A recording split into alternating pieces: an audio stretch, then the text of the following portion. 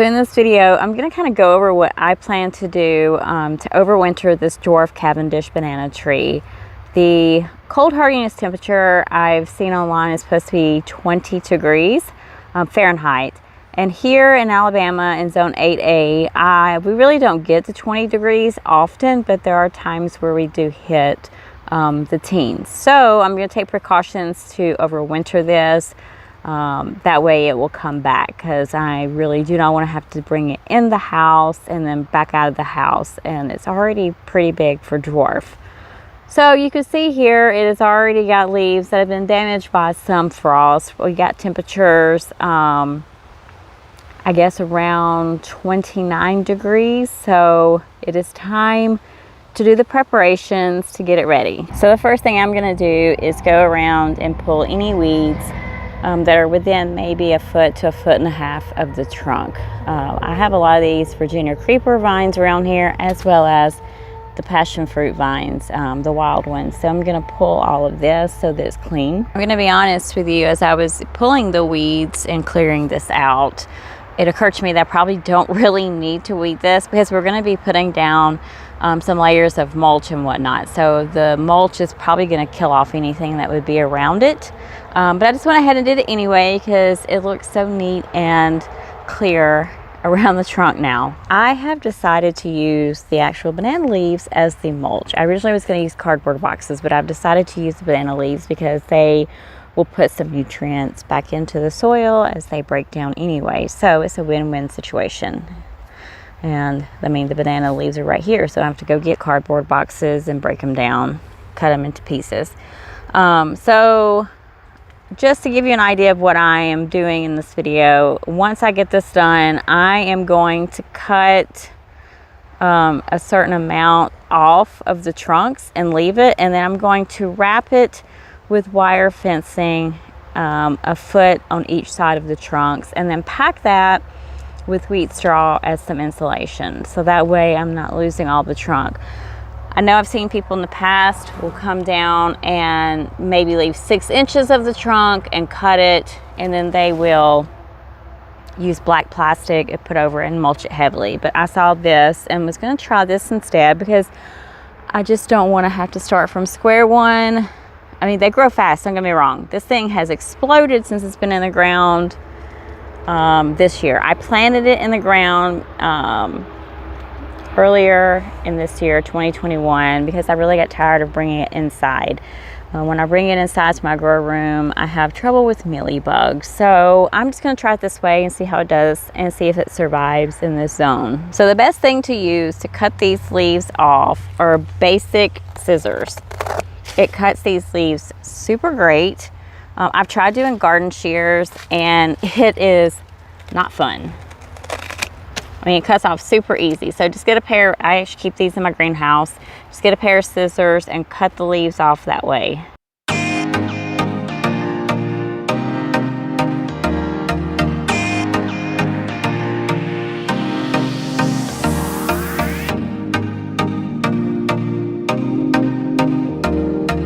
All right, so I have that done. I can probably scooch some of this in, because I really am going for a total of maybe a 3-foot diameter circle around this. I actually looked up and used the formula for the circumference of a circle if you wanted a 36-inch diameter. And I'm going to need 9.5 feet to go around this, so that way I have about a foot on each side of the trunk. So this is just the rolled fencing that you get at any like big box store. These squares are 2 by 4 inches, and I will use regular bolt cutters just to cut along here, and then I'm going to cut off the end piece along one side, because that's the end that's going to go into the ground. All right, so our little fencing cage is done. It's again 3 feet diameter, and it took 9.5 feet to do that. And I just took some zip ties and zip tied in 3 different places just to kind of hold it in place. This is the bottom, because I've cut off this little thing right here that goes around that, so that we can kind of stick these in the ground for a little extra support. But once we get it around the tree and we get it packed with the wheat straw, it should stay in place anyway. I don't see it really going anywhere, but this is just for the initial part to get it started. And as you can see here, this is what I use to cut it. So I mean, I got this at either Home Depot or Lowe's. Now I'm going to use this, which I will link in the description below. This is a perennial cutting knife. I use this to cut the root balls when I'm dividing up some of my other perennials, and just fantastic. So I'm going to use this to cut off whatever I don't want exposed as far as the trunk goes once it is enclosed in my little cage. So I've kind of notched right here is my cutting area. So I'm just gonna come over here. It's a little hard to do one-handed because I did not anticipate filming this. So as you can see, it's still cutting fairly well one-handed, all things considered. Hopefully I'm not shaking the camera all over the place. Oh, I hate to see my banana tree go. Okay. So there's that piece, and then there's a little short piece over here I'm going to cut off, and then I will set the little cage on top and situate the leaves so that they're all kind of around the inside of that. Of course, if you have the same issues that I have, it takes an act of God to get anything into the ground here, including just little bitty pieces of wire. I guess because there's so many leftover privet roots that are in the ground over here, it was a task. It's not in the ground all the way, but it's sturdy enough to me that it's not going to go anywhere, especially when I get all the wheat straw packed in here. I did have this rubber mulch mat that I had used around the base of my pomegranate tree when I first planted it at the beginning of the season, because if I didn't use it, the indoor outdoor cats would just dig up the freshly turned dirt. So I just went ahead and threw that in there just for good measures. There are some leaves coming out here to kind of help balance it, because unfortunately it's not going to be straight because we are on a slight embankment already with this.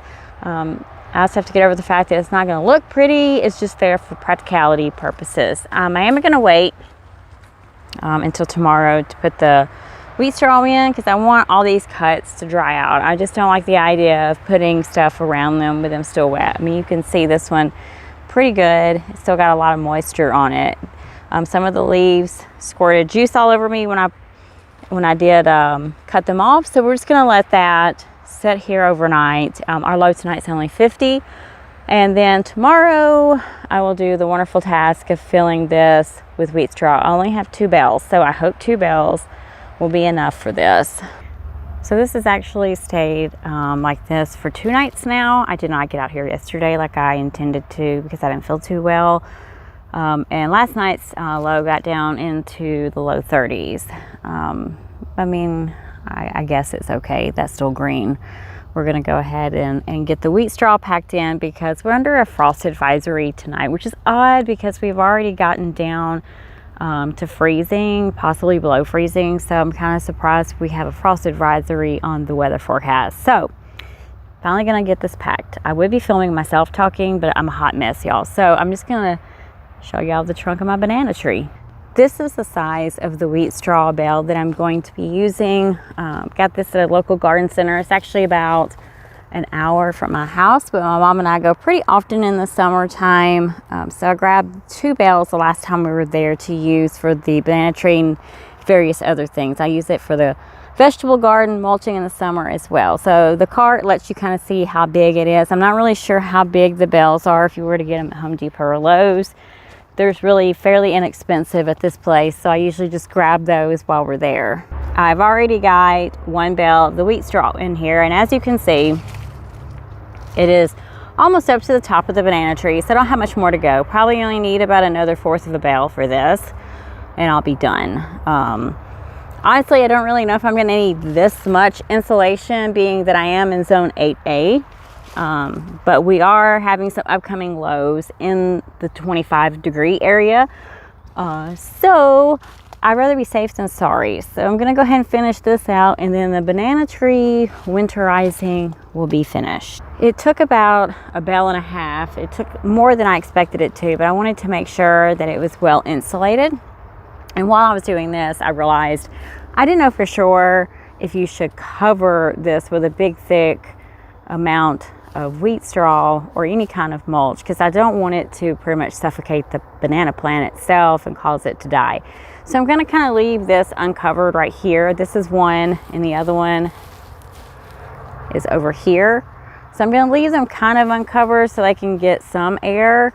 And when the temperatures drop below, like say 30 degrees, I'll come out here and move this big piece over it to give it a little extra insulation for the nights that it does get extremely cold, and then uncover it once that has passed, because we don't have too many nights where it gets down into the 20s. And that is pretty much how I'm going to overwinter my banana tree. These are supposed to be hardy, like I said in the beginning, from zones 8 to 11 with a cold hardiness of 20 degrees Fahrenheit. So we're going to see how it does. I'm going to kind of keep track this winter and see how many nights we have in the teens and how many nights we have in the 20s, and then see if it does come back for me. So once warmer weather gets here and I do see some possible growth coming out, I'm going to remove all of this, and I'll be using this wheat straw elsewhere in my garden. I actually originally bought that wheat straw to finish out this area down here. This is my lower garden tier, which is still a work in progress. But you can see over here, I put down cardboard and wheat straw in the beginning of the season over here, and there are literally no weeds. It's fantastic. I love the cardboard mulching, and the wheat straw gives it a more natural look. Over here is a different story. There are weeds everywhere. So once it gets warmer weather and I can uncover that banana tree, I'm going to continue the wheat mulching after I get the rest of this situated. I have more garden beds that are going to complete the rectangle that goes all the way around, and then I'll have 2 beds that are 4 by 8 feet in the middle, and then the pathways will be cardboard with wheat straw over them from where the banana tree is. And so when it comes warmer weather, I will make sure to do a follow-up video to let you know if this worked and to let you know our lowest temperatures. Until then, everybody, thank you for watching.